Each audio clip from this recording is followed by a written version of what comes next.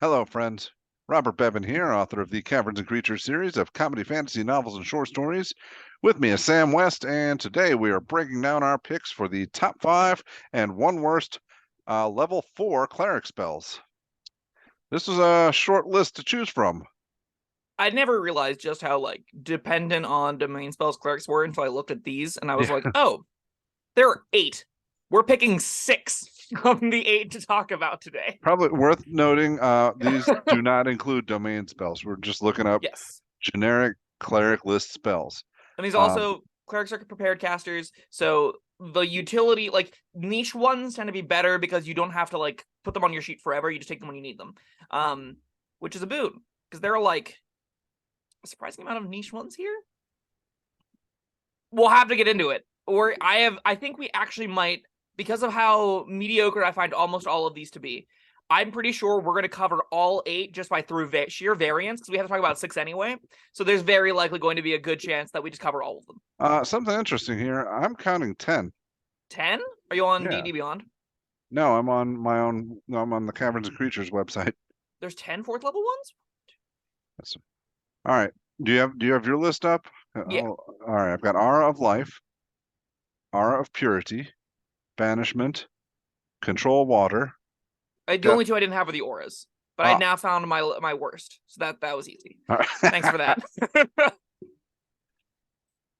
Well, let's get into it. all right. I think you picked first last time, so I'll jump in the fray here. As soon as I find my list, here it is. I picked Banishment. Oh, once again, Sam chooses his in order, best 1, 2, 3, 4, 5. Mine's just a hodgepodge. Yes. So, Banishment. Did that make your list? Absolutely. It's my number 2. Not quite my number 1. It was close.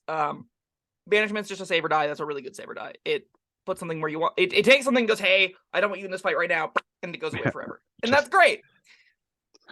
Just put them on ice. Wait over there.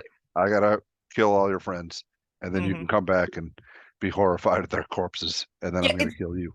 It's a pretty tried and true strategy at this point. I think it's in the mid tiers. This is a pretty known quantity where your DM's like, okay, I have to throw 3 ogres at them instead of 2 ogres at them because one of those ogres is going to spend a minute in timeout. And then the rest of them are going to die, and it's going to be a 2v3 and then a 1v3, and that's going to be how the party handles these kinds of situations. It being able to upcast to get more hits, gravy. I mean, getting able to banish for a 5th or 6th level slot to hit 2 or 3 things, that's just great. That's not just gravy. That's making sure this is almost making sure this is going to do something. Yes. In that instance where you're against 3 ogres, Banishment targeting all 3 of them, even if there's nothing else around, expect 1 passes, and then the other 2 get shunted to the Shadow Realm, and then you kill that 1, and then you kill the 2 when they come back. Seems great. It literally is a Christmas save or be banished. It doesn't get any other saves until the spell ends. So until your concentration's broken, they're just there. And no subsequent save is a big deal. It makes the spell we can consistently say the cleric don't get hit for the next 30 seconds. We'll deal with everything else, and then you can break concentration and comes back and we beat his ass. It's great. I think, like I said, this is a pretty known quantity at this point. The Banishment, it's a save or die. If they save or the encounter is over, in a lot of meaningful ways at least.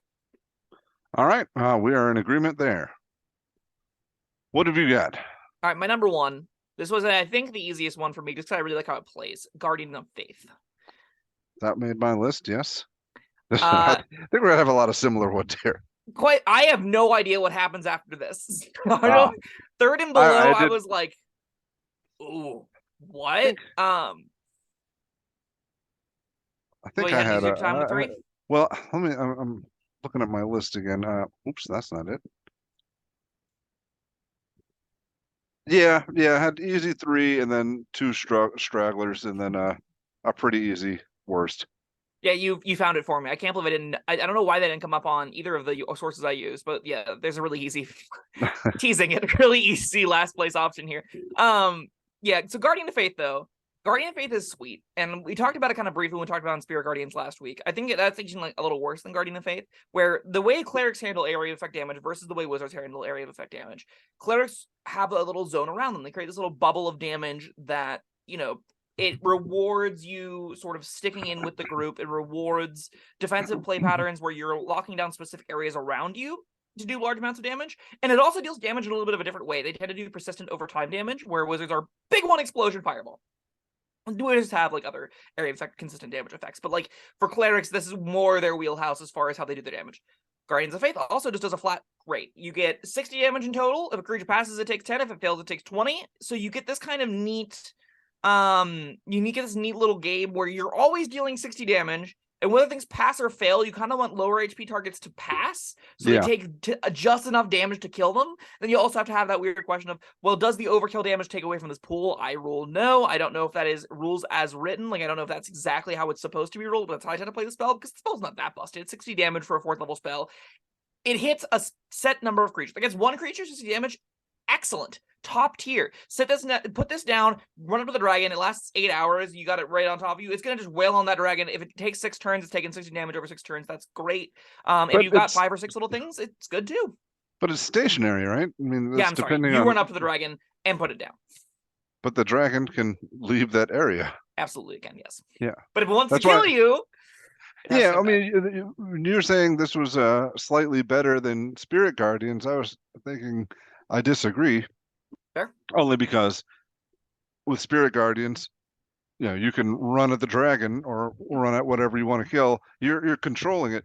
Whereas with Guardian of Faith, I mean, I think it's great. I think there are going to be times when it's useful, but it's visible.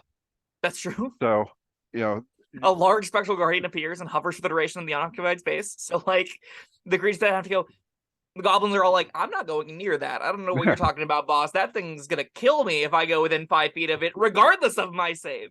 Yeah, that's absolutely. So yeah, I mean, it might be something cool to ward off or a corridor or something. Give them a choice. You can come get slaughtered, or you can wait there and we'll shoot arrows at you or something. It's also like, this is the kind of thing where it's 30-foot range. You can just pop this down inside of an enemy group, get your barbarian to bar the door, and then it's a meat grinder in the room where it's just 60 feet of damage that kills everything. That's kind of cute. Where I think you're talking about it is all of like, you can put it in, you have to put it in neat positions. It's not great in every circumstances. I always find that's a boon to a spell. I like that the spell asks you to put it in interesting places to get the most out of it. You really like are at most gonna see this needing 3 saves to get its full effect, 4 saves if there's like a single thing that passes. Like, assuming 2/3 of the things fail your saving throws, 3 to 4 saves is on average where you're gonna get all 60 of your damage from a Guardian of Faith. So you really just need to like throw this down. The moment they move, all the creatures wherever you put it, like you put it down at 10-foot radius area. The moment any of those things move, this thing is going to smack them. If it's not 4 or more creatures, you're probably getting all of your maximum utility out of this. Is going to make it look like a fireball. Alternatively, you can just set on yourself and have it act like the defensive spiritual guardian's barrier that we talked about like prior. But in all of those cases, I think Guardian of Faith is a fantastic little 4th level spell. I think 60 damage raw isn't going to be better than Fireball. It doesn't have to be better than Fireball. It does something a little bit different, and it does something a little bit unique. It defines clerics as this is how we do damage. I'm a fan. Yeah. 8-hour duration almost never matters, by the way. Well, I mean, it's nice that it doesn't require concentration as well. That's a huge boon to it. Like, you can be concentrating on, you can have this up and spiritual weapon up and have a concentration effect going at the same time. That's sweet. All right. So, Guardian of Faith. Next. My next one, I had Death Ward, which I think we talked about recently. We did. I take it this did not make your list? No, it did not. Well, we're gonna go with it probably didn't make my list. I might we might change things up as I see just how terrible these other cleric spells are. Why is Death Ward on your list? Let's talk about it. Well, yeah, this was I wouldn't call this a struggler like the last 2 on my list, but it was a half struggle. It's a why not spell. It's a preemptive alternative to using Healing Word later. Yeah, I think the reason why I don't really want this on my list is I like to make this 4th level spells like the best of videos. When you become 7th level, when you get access to 4th level spells, what ones do you want on your sheet? Death Ward's never there for me. It's always like I'm 13th to 19th level. That's where I'm like, yeah, Death Ward's on my sheet because I can use a couple cheap 4th level spell slots on them.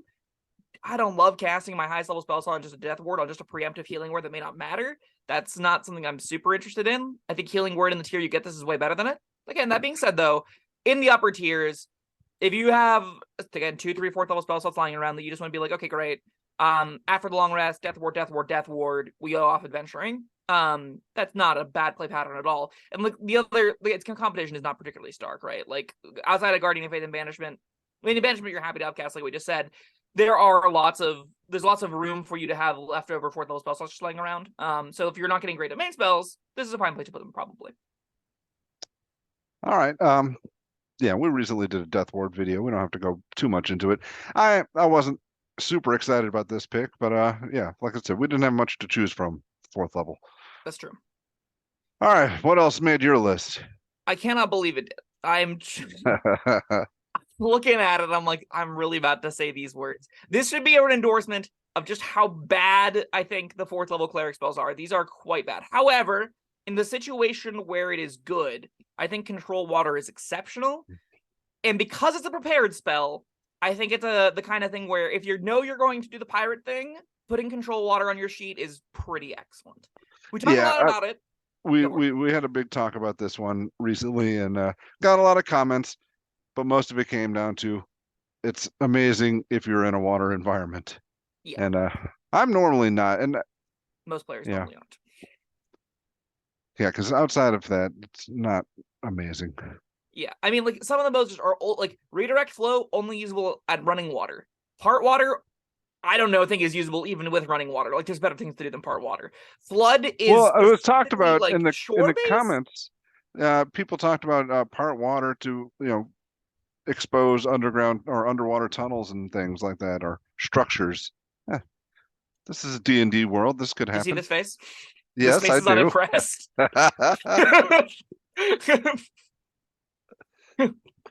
It's for 10 minutes. You're telling me you're going to investigate that entire dungeon over 10 minutes? Get out of here. Well, you're going to...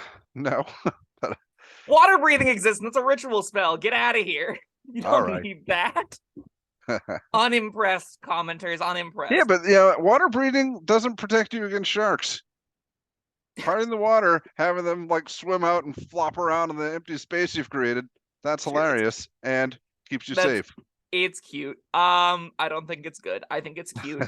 I think what's good are Whirlpool and the Flood Wave stuff. I think for naval combat, this spell is a real baller. I think Redirect Flow is really fun in a lot of instances, and you can get a lot of creative use out of it. That being said, like you just said, Bob, this is useful in exactly aquatic environments. And outside of aquatic environments, if you're in the desert, this isn't a spell. Good luck. Godspeed, and take anything else. If you are in under a mountain, if you're doing the Dungeon of the Mad Mage, if you are in doing the Wizards of Thay adventure, if you're in the Plane of Fire, if you are, in Sigil or any of the other multi-dimensional, multi-planar spanning nonsense. Are you going into the Abyss for Out of the Abyss? Are you playing delving into Avernus for whatever the Baldur's Gate book was?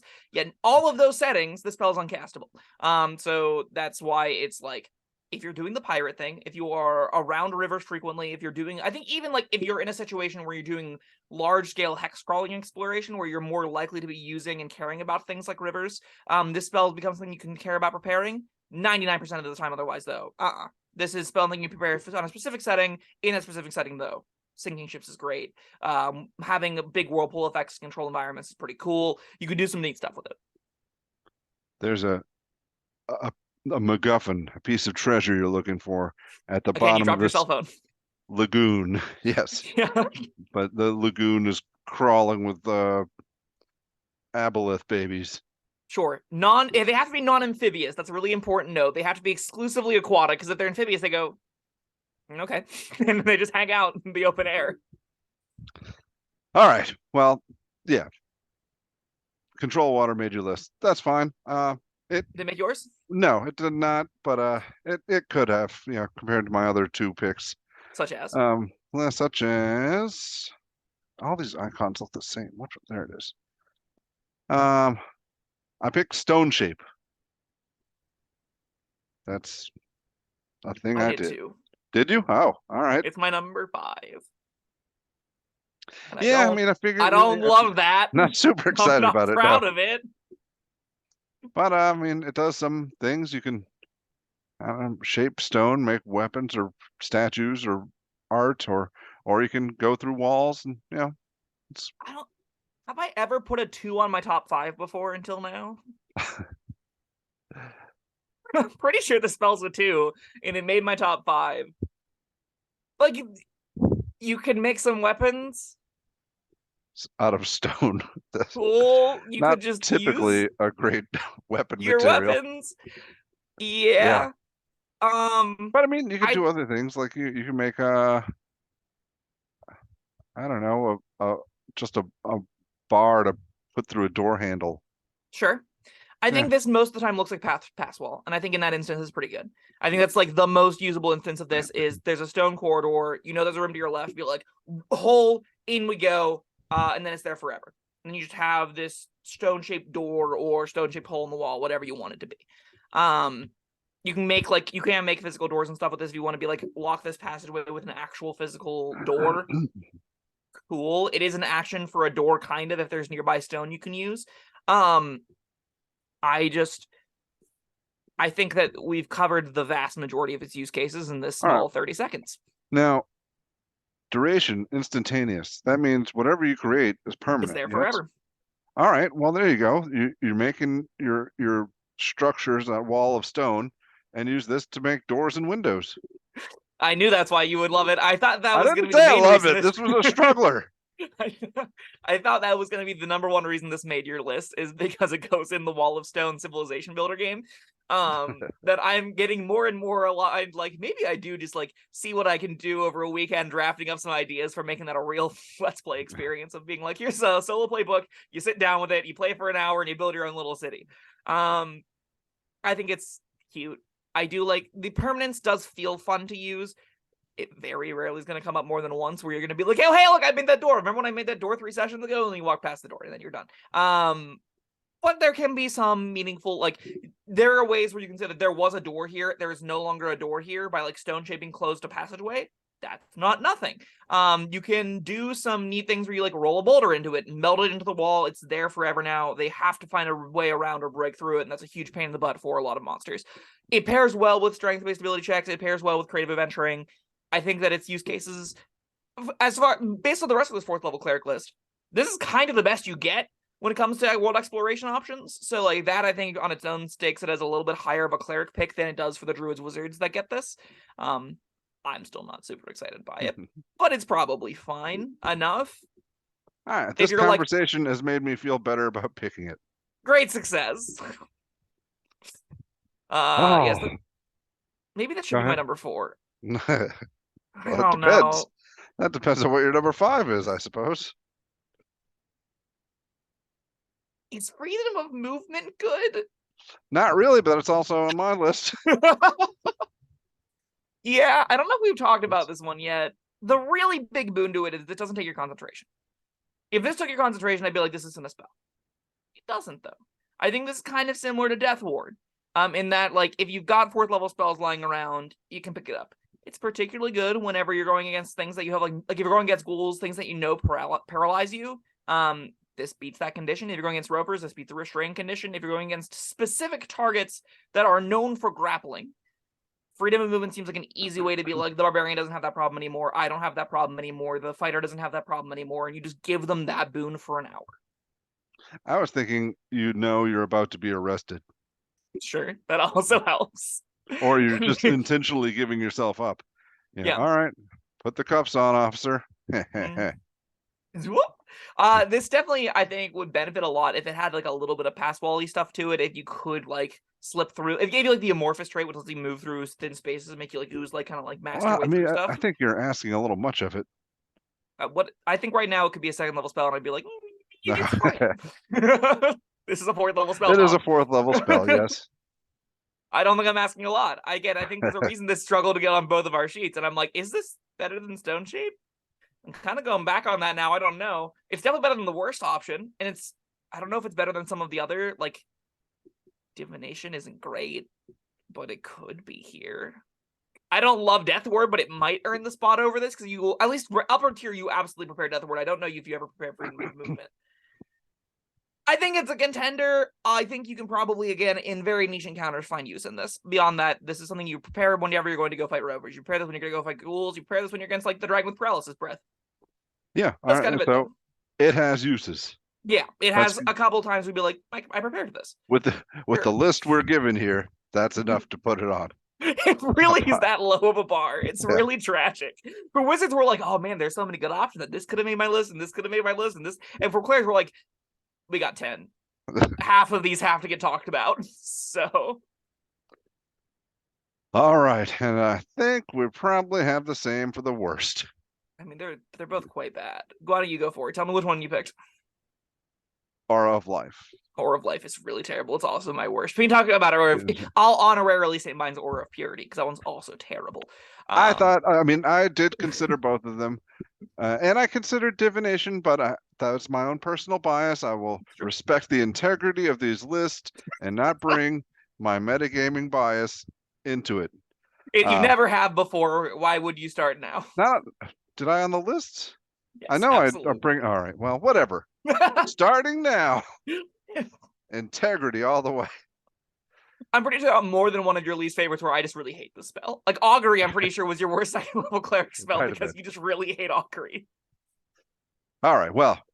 Sure. Divination did not make my list. I'm proud of you. Character growth. But Aura of Life, Aura of Purity. That I looked at them both. I considered, but Aura of Purity doesn't have great uses, but it's got some uses. Yeah, that's like, again, that feels like freedom of movement. You prepare it for that one encounter. Hmm. Aura of Life, there is no encounter to prepare this for. Let me look at. I want to look up Aura of Life real quick. Sure. So I have it. Yeah. Oh, all right. So it's a 3-foot aura around you. Each non-hostile creature has resistance to necrotic damage, and their HP max can't be reduced. All right, that's nothing. I mean, that's nothing. That's nothing. So few creatures. Most undead don't even do necrotic damage. Yeah. And what reduces? How many things reduce your hit point maximum? Single-digit creatures, and they're normally undead, and that normally falls off on your next long rest anyway. So it literally is not a feature in this game. It used to be a thing in like 3.5 in second edition. You used to have things that taxed your max HP and it didn't come back. In 5, you're like, that's unfun. Let's make it come back, which made it no longer a problem. And then the last line of text is, in addition, non-hostile living creatures regain a hit point when it starts in the aura with 0 hit points. Nope, you're not spending an action on that. Nope, you're not doing it. Two problems with this. Yeah, if that many people are going down, your concentration is probably breaking. All right, you're not spending an action on this. Huh? Like, you'll just mass healing word, right? That solves that problem better and faster. And then you have an action to dash, hide, disengage, dodge, do any of the things to get all these problems to go away. Yeah, Aura of Life's terrible. This is one of the worst spells. It requires everybody to be within 30 feet of you. Yeah. So, if something's dropping all your companions, it's also breaking your concentration, is my thoughts. 100% agreed. It's nobody's an active present threat to your life. Yeah. Aura of Life is really terrible. Aura of Purity is also really terrible, but poison's a little bit more common in resistance. It also gives advantage on saves against blind, charmed, frightened, deafened, paralyzed, poisons, and stun conditions. And those are often going to be more meritable than that's a lot of conditions. That is a lot of conditions. It's more meritable than Aura of Life. I still don't think there are going to be a lot of times where you're like, I'm willingly putting this effect down. Just because, like, you have to spend an action for that long 10-minute 10-minute duration effect. It's only usable against the conditions. It's only give you resistance to poison damage. Sometimes you're going to take damage that falls off and does nothing. Things that have those saves that see Aura of Purity up are just going to be like, great, we kill the cleric real quick, and then we do the stunning stuff. It feels very clunky in practice to use, even in the encounters where it's supposed to be very good. I think Aura of Purity reads better than it actually is. It is definitely better than Aura of Life, but it is still terrible. Not great, but looking at the two, there was no contest for the worst. Yeah. Honestly, this actually might be a side grade to Aura of Purity might be a side grade to Freedom from Movement or Freedom of Movement. So, like, I don't know how much I can really say it's that bad, because again, Freedom of Movement is really bad though. So listen, we're really struggling here to put together this list. But I'm curious. Aura of Life is the worst. Now, when you were making your list, for whatever reason, you didn't take the aura spells into account. They literally didn't show up. I don't know why. Yeah. What were you considering for the worst at that point? Locate creature. Yeah, I thought you might be. Yes, locate creature is also really terrible. It isn't as, like, Aura of Life actively has no text. Like, you'll try to use it and it'll just do nothing. You'll be like, oh my god, I can't believe everyone's dead now because I tried to cast Aura of Life. Which seems counterintuitive, but like, that's what ends up happening so often. Locate creature is just a next to impossible to use tool that is as good as just tracking them mundanely. It is worse than using a familiar or a pet to go track the thing. It's requires you be within like 3 blocks of whatever you're trying to locate, so its distance is really short. You have to have been within 30 feet of them already. It has like a whole slew of really big issues. It can find the wrong person. It's bad. If there's running water, just ink like, just happens to be within 10 feet of you, it just stops working. Like, no, locate creature is really terrible. It's not as terrible as Aura of Life, though. This is definitely gonna be one of our shorter ones, I think. But Oh yeah, I mean, list there's a short is... list. We didn't have a lot of great things to talk about. Yeah, commenters, I would like to know, because there's so few, like, I would even love to see like a ranking 1 to 10, if you feel it in your soul, of, you know, what are the best and the worst of all of these. I'm just interested in like, what's your list? What are your rankings? Where do you think these cleric spells fit? And like, of the ones we've talked about, like, I'm interested in Guardian of Faith. Am I overrating the spell?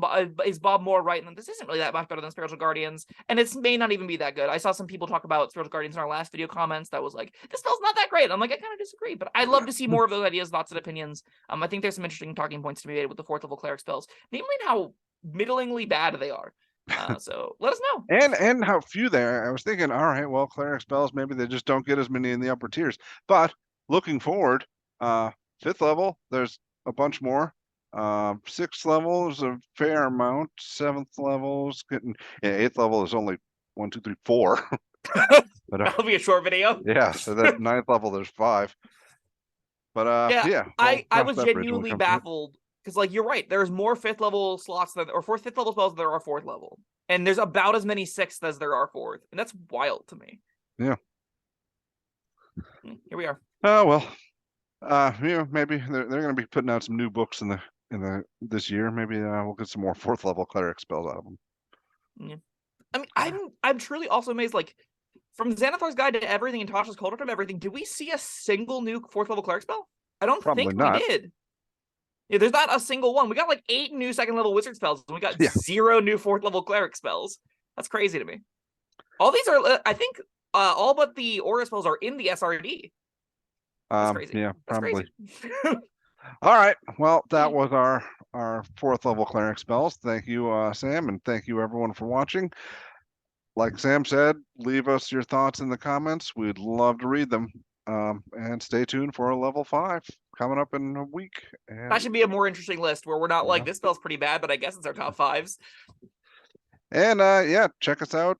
We'll be doing some other things between now and then, and go like and subscribe and all that. And bye. Thank you for watching. If you found this helpful, informative, or entertaining, I'd really appreciate it if you hit the like button below. You needn't smash it. A gentle tap will suffice. If you want to see more videos like this, subscribe to the channel. And make sure you check out the links in the description, where you'll find my Caverns Creatures series of comedy fantasy novels, Sam's full review of the spell, and other fun things.